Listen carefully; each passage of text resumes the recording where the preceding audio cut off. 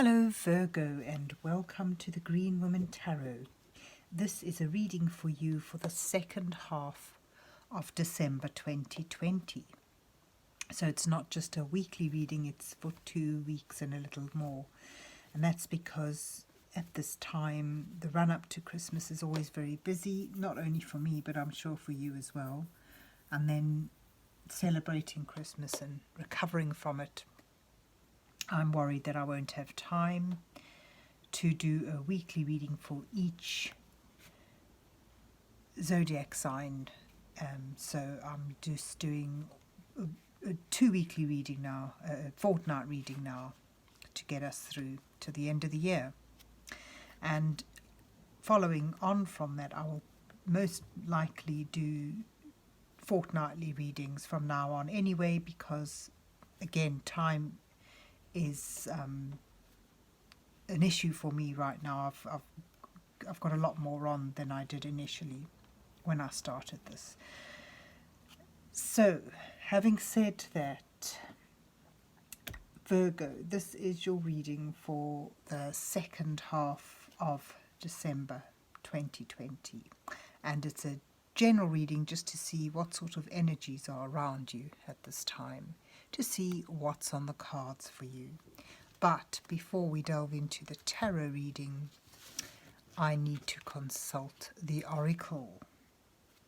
And this is the Compendium of Witches Oracle, which I'll be using today to draw a couple of cards just to start your reading off with. So let's see what words of wisdom this mysterious oracle has for Virgo for the second half of December 2020. Well, you've got one falling out. What messages are here for Virgo for the second half of December 2020? What does Virgo need to know?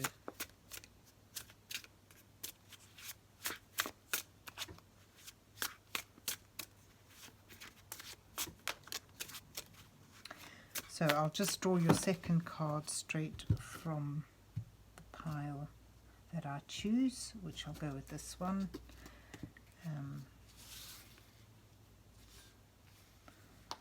And I'll take that card there. So let's see what you get. Oh my gosh, cornucopia, that's lovely.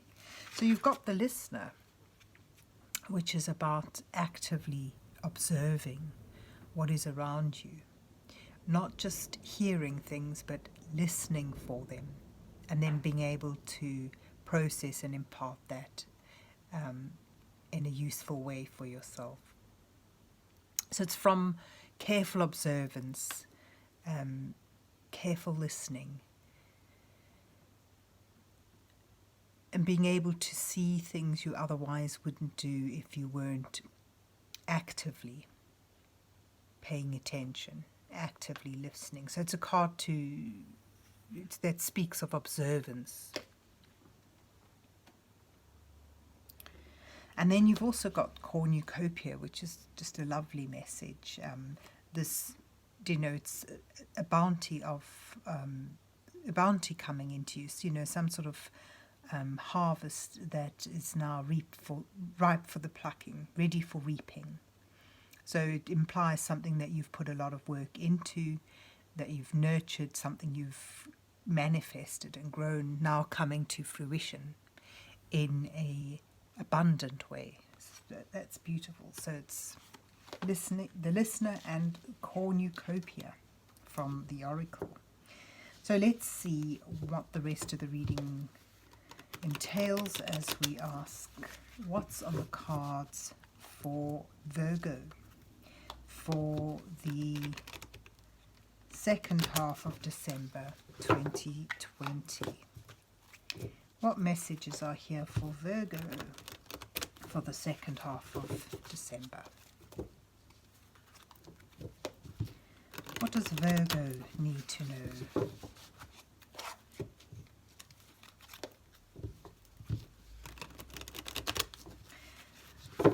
So this is the Druid Craft Tarot that I'm using today, and I will draw an 8-card spread for you.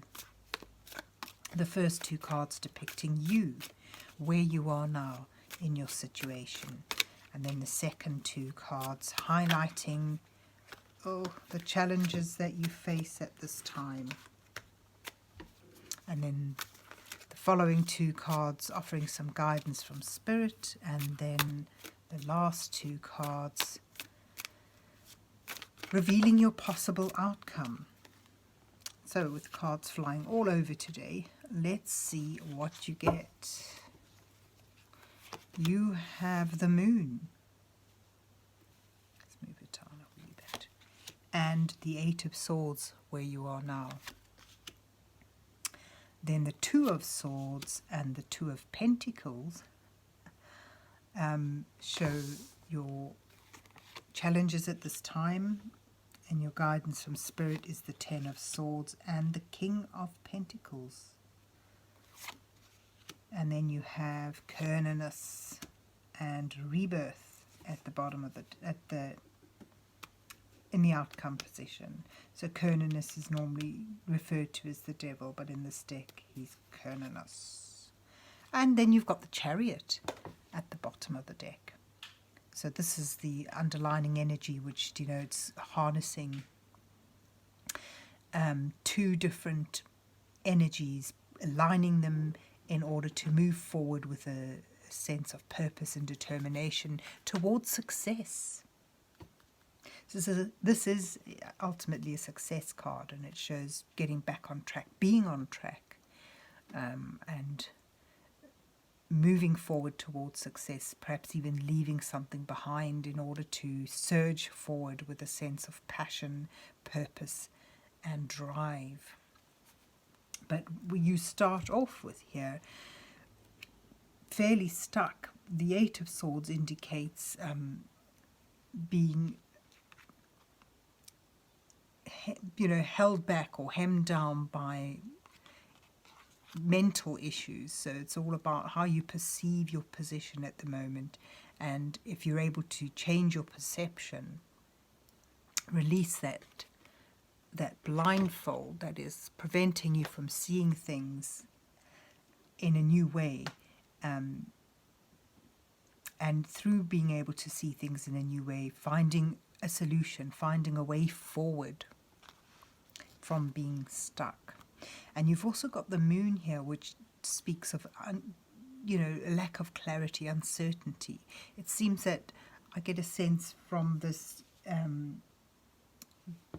there's this embarking on a new path, on a new journey that's leading you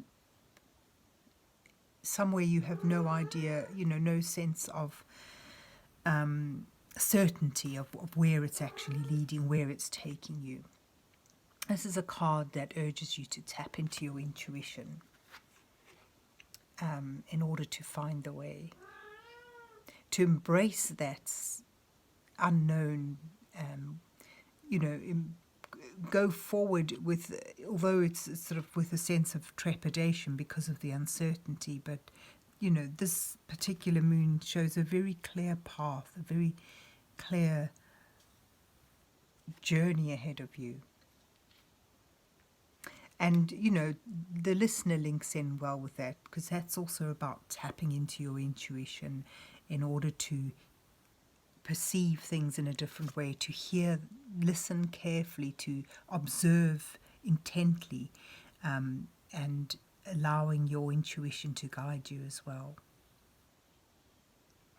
And it's, this also fits in here with your 8 of Swords, about where it sort of speaks about seeing clearly through looking for signs, for symbols, and hearing those clues, picking up those clues through an intensity of observation in order to perhaps find a solution, find a new way.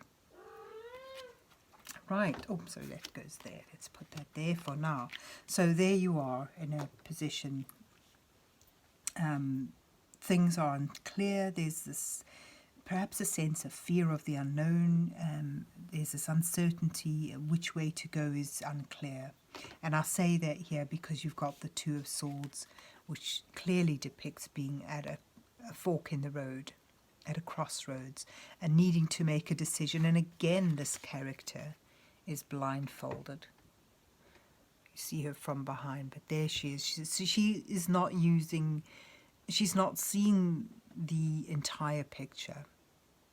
She relies on her intuition to guide her. But this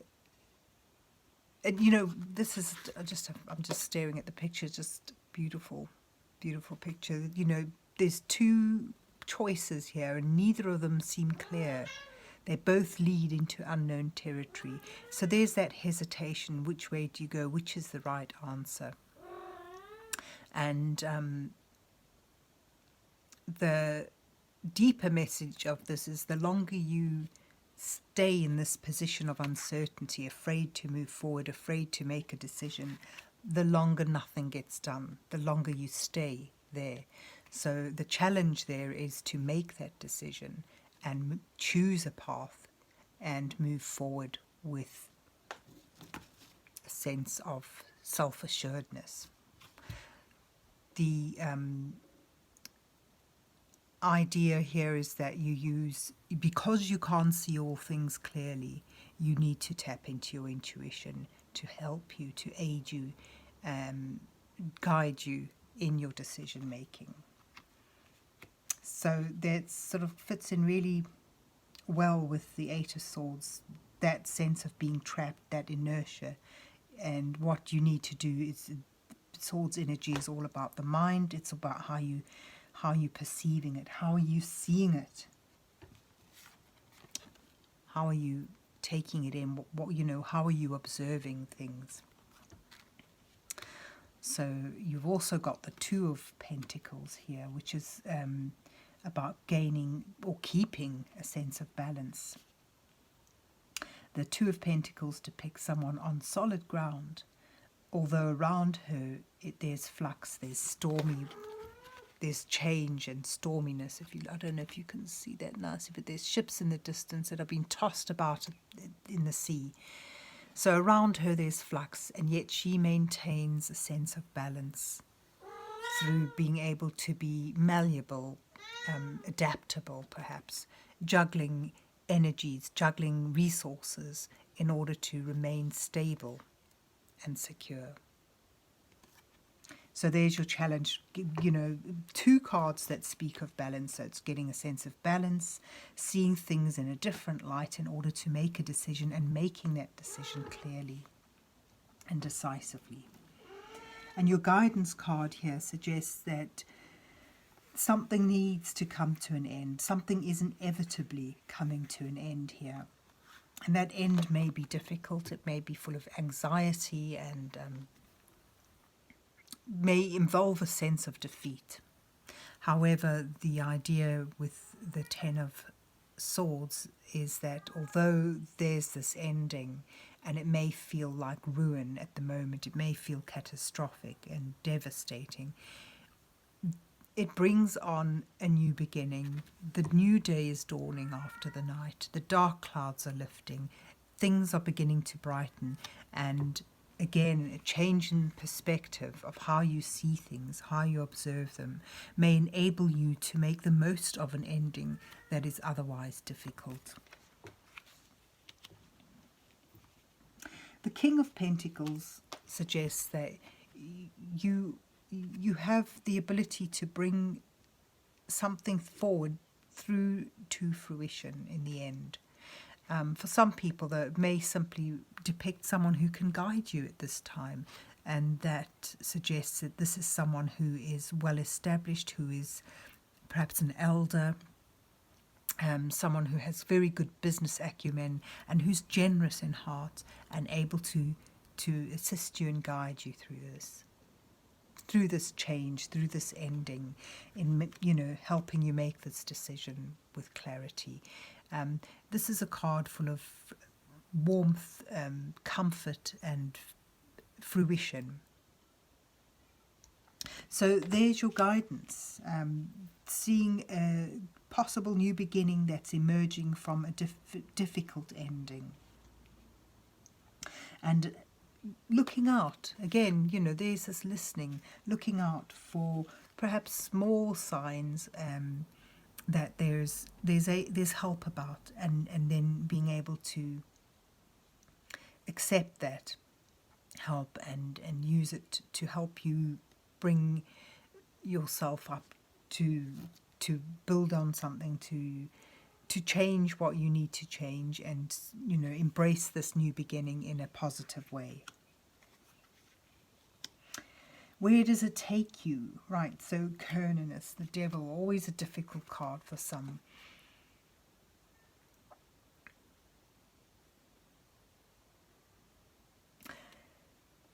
In this particular deck, the aspect of indulging in physical pleasures, in enjoying what makes you feel good, and being able to accept and embrace yourself for who you are with no sense of shame is more prevalent than the idea of someone pulling your strings, or of being sucked into what could become a toxic situation, or being a victim of your vice.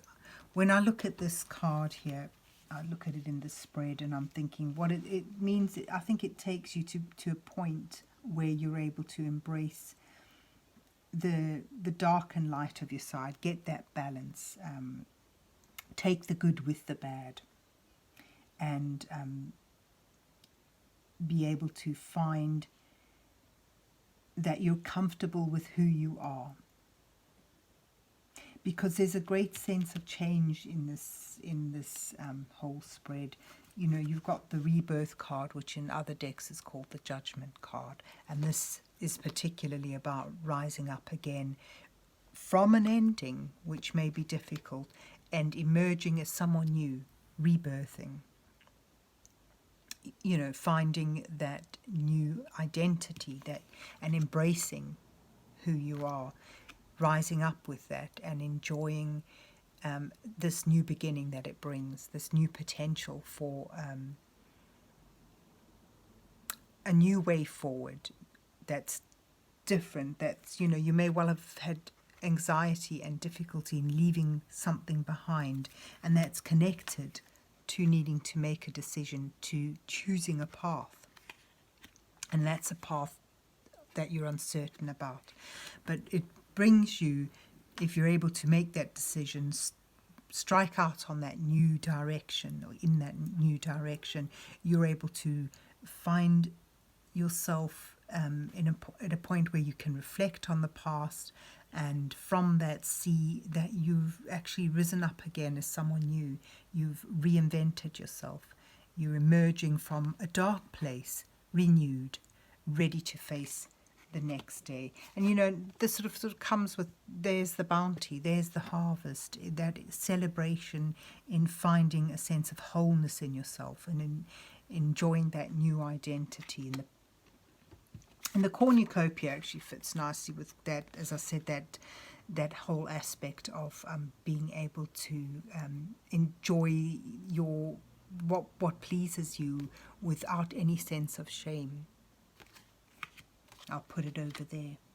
And as I say, as you come into the light, re-emerging as someone new, someone different, someone pure again after a difficult period, and someone who has regained their sense of balance, who has now a clear sense of direction, and is surging forward positively with a sense of purpose and drive and determination.